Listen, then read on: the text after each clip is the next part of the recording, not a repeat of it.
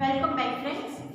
Previously in chapter number 8 we completed exercise 8.3. Okay, with that your chapter number 8 is over, that is a comparing quantity.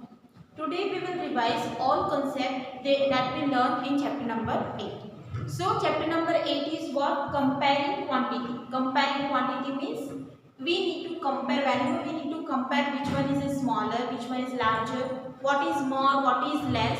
At that time we need to use a different method of comparison.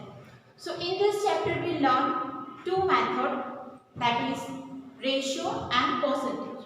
So what is the ratio? Here the definition is written on a board. So ratio is ratio of two quantity of the same kind and same unit. This is a requirement that unit must be same in the fraction that shows how many times one quantity is of other. Means how many times one quantity is more than other, or how many times it is less than other. So ratio, it is in a form of fraction. You can say ratio, it is a method of comparing two quantity in a form of fraction. You can also say this definition. Ratio is a method of comparing two quantity in the form of fraction where unit must be same. So here it is denoted by A is to B. How can we read it? A is to B. A is called antecedent and B is called consequent. Okay, so numerator will be antecedent and denominator will be consequent. So this you need to remember the definition of ratio. Now let's take some example how we can find the ratio of numbers. So find ratio of number of girls to the number of boys if number of girls is 18 and boys is 20. Here what is the statement? Find the ratio of number of girls to the number of boys. Means whenever you take the ratio, number of girls will be in a numerator and number of boys will be in a denominator. So ratio will be 18 by 20. You can cut the common factor. Here factorize this. 9 2s are 10. So here 2, that is a common factor. So 9 by 10. So 9 is to 10. That is a ratio of number of girls to the number of boys. Also we saw many examples in which we need to convert the unit to find the ratio. So let's take some example for that. Find ratio. Okay, so if we want to find ratio of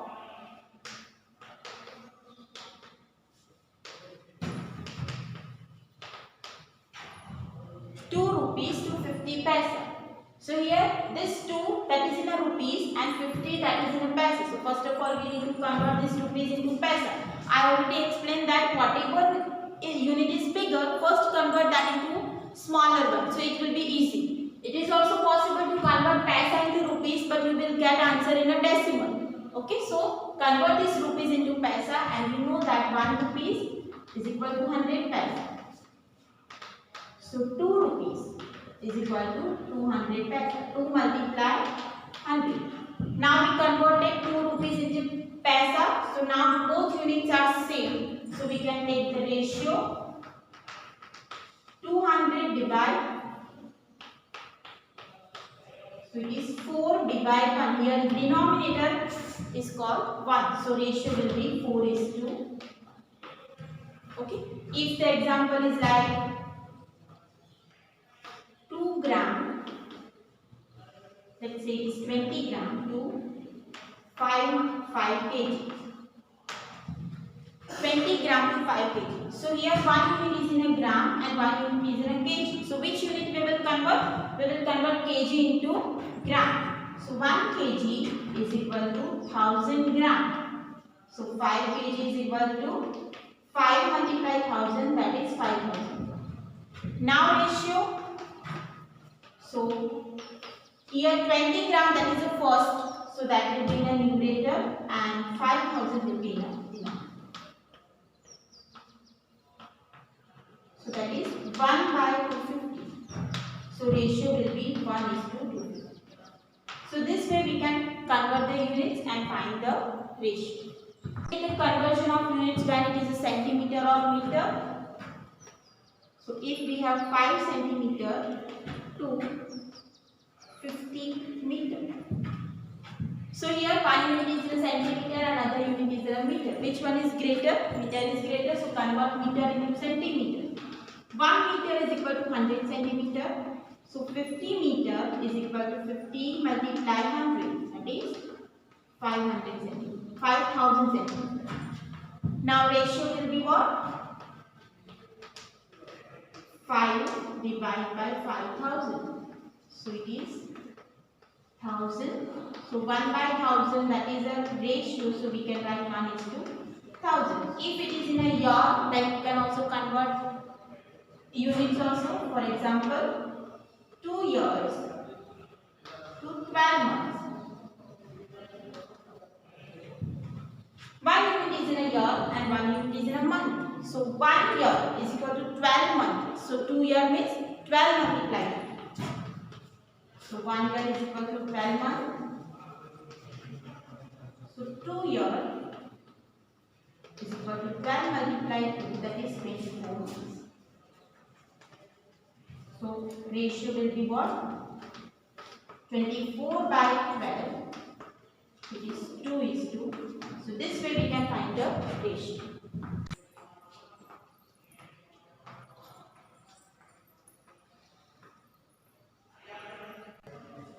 After finding the ratio, we also learn how to divide a number in a ratio.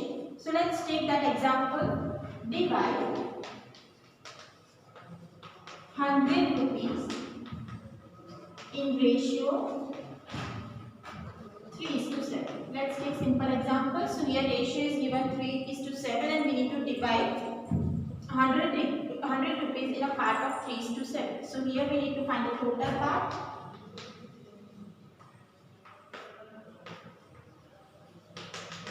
3 plus 7, that is what? 10. So fraction is what? 3 by 10, and we need to divide 100 rupees to be multiplied with 10. So that is first part is of 30 rupees and second part. For second part, fraction is what? From 10 it is 7. So multiply with 100, we need to divide 100, so it is 7. Clear? So this way we can also divide the number in a ratio form. Okay? So for that, first of all you need to find the fraction and then divide the number. After ratio we learn about the percentage. So what is a percentage?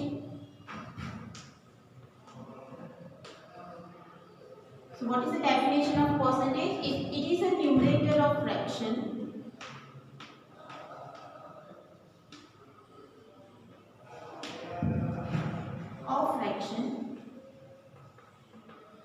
with denominator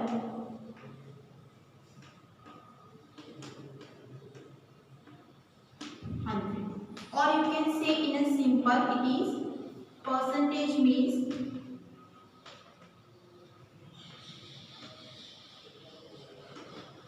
per 100, means from 100. So if we have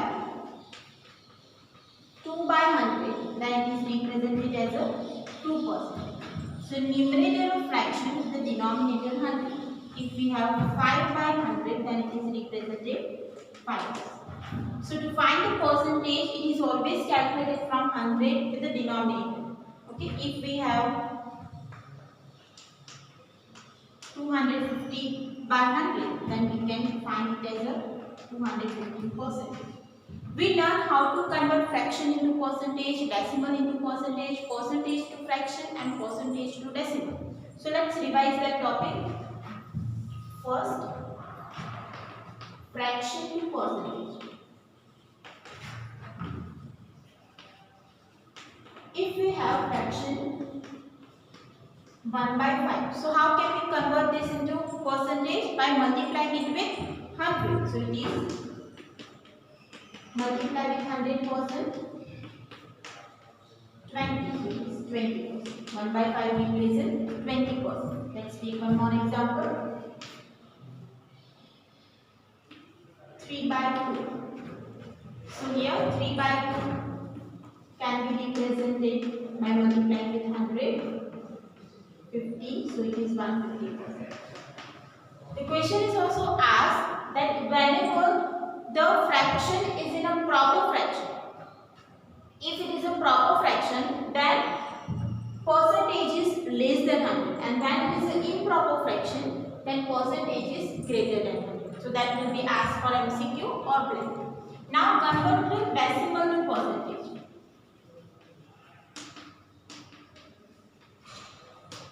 If we have 0.02, first decimal is 0.02, so write it as a fraction.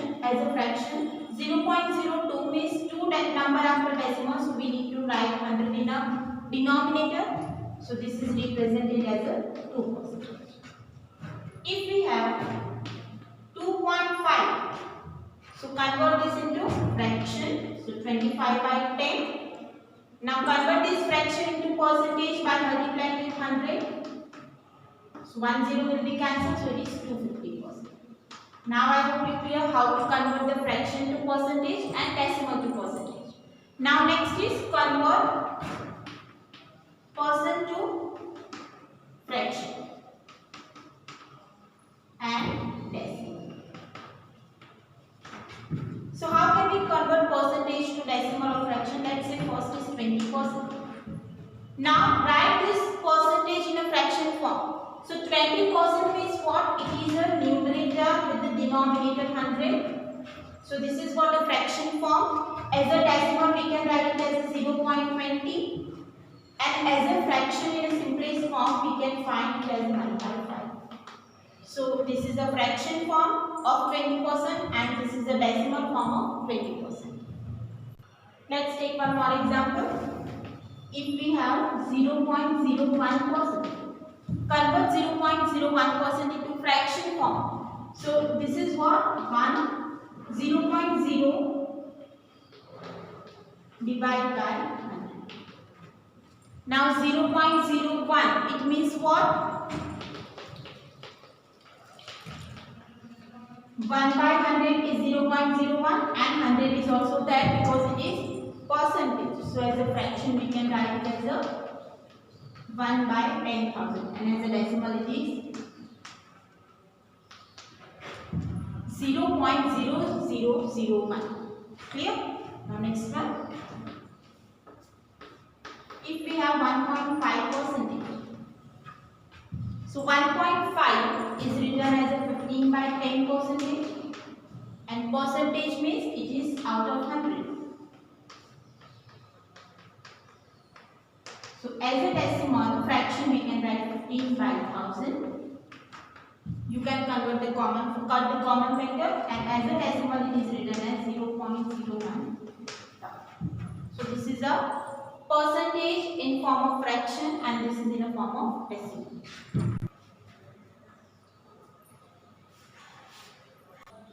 Also we saw the example in which we need to find the value of number when the percentage of it given. So let's take some example for that.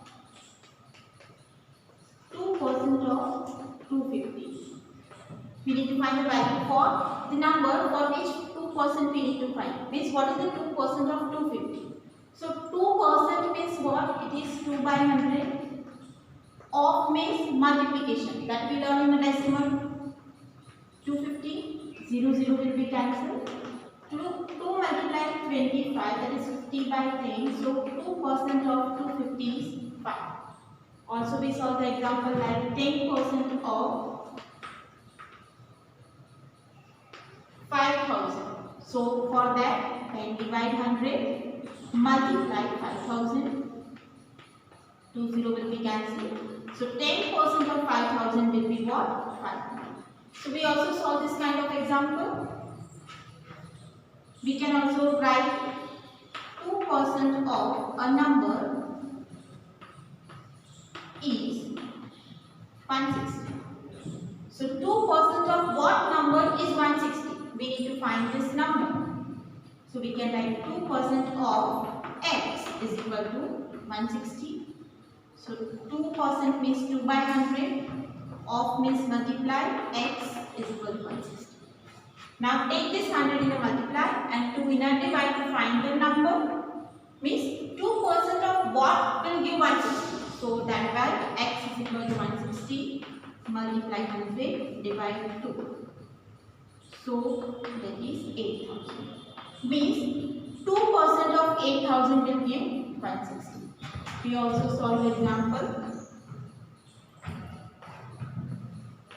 5% of a number is 75. So here again we can solve 5% of x is equal to 75. 5% means 5 by 100 multiply x is equal to 75. X we need to find, so take 100 in a multiply and 500 divide.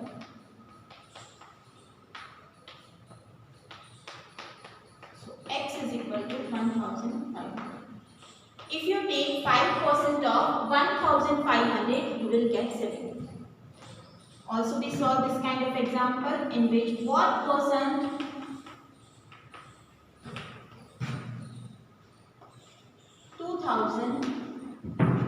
is 50. What percent of 2000 is 50? So we can write x percent of 2000 is 50. X percent of 2000, because percentage is not given, so here x percent means x by 100, of means multiply 2000 is equal to 50. Here we can cancel this to 0. 20 will be in a divide. X is equal to 50 by 20. So x is equal to what? 2.5%. 5 divided 2 is 2.5. So 2.5% of 2000 will give 50. After that, this kind of example, we learn about the profit or loss. Okay. So what is the equation for a profit or loss? Profit means it is when we sell any article in more price than we buy. For example, we buy some article for 100 rupees and we sell it for 120 rupees, then we get a profit. When selling price is more than cost price. What is the cost price? What is the selling price? We already learned in the video. Okay. Cost price means the money that we give to buy an item, and selling price means money that we get after selling the item.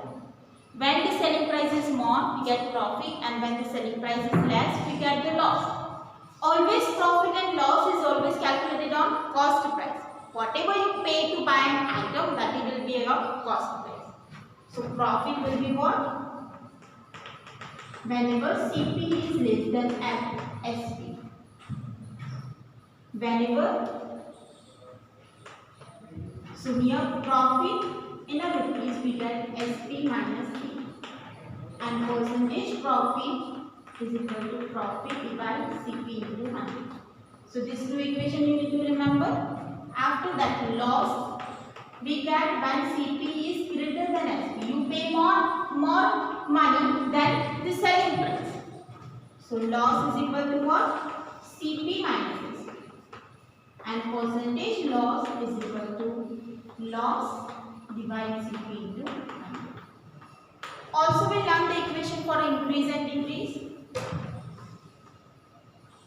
Increase percentage is equal to increase divide original value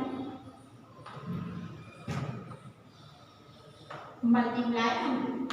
If the price of any item is increased, then we can find the increase in a rupees, but original value is price before increase, and then we multiply with 100 to find the percentage increase. Percentage decrease is equal to decrease divide original value multiply. So this thing we learn about the profit, loss, increase and decrease.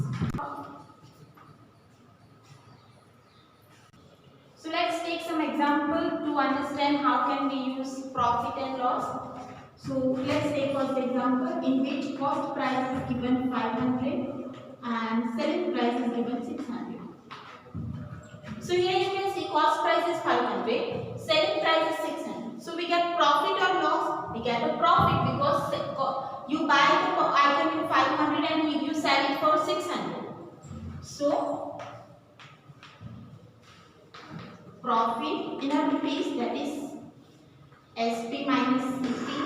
So 600 minus 500, that is 100. 100 rupees profit. Now we can find the profit percentage using equation profit divide CP multiply 100. Profit is what? 100 rupees. Cost price is 500 multiply 100. Can cancel this to 0. 20. So percentage profit will be 20%. Clear? Let's take one more example in which cost price is 500 and selling price is 565. So here cost price is 500 and selling price is 565. So that is again profit. So it is 565 minus 500, that is 65 rupees profit. Now you can find the percentage profit is equal to profit divided CP into 100. 65, that is profit in rupees. CP is 500 multiply 100. So that is 13%. In some example, it is possible that you get a percentage and you need to find the profit in a rupees or loss in a rupees. Percentage is given and you need to find the profit in a rupees. Then it is also correct. You need to use the same equation. Let's take some examples. Loss percentage is 10%. CP is 70 and you need to find the SP. If this kind of example is given, then you can find loss percentage is equal to loss divide CP into 100. Percentage is given 10. Loss in a rupees we can find. So here loss is equal to 10 multiplied 7, that is rupees 70. Okay. So loss in a rupees is 70. So selling price will be what?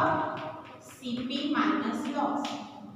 CP is 700 minus loss. It means you get 70 rupees less than your buying price. It means subtraction. So how much you will get? You will get 630 rupees. That is our selling price. So this way you can find the profit and loss.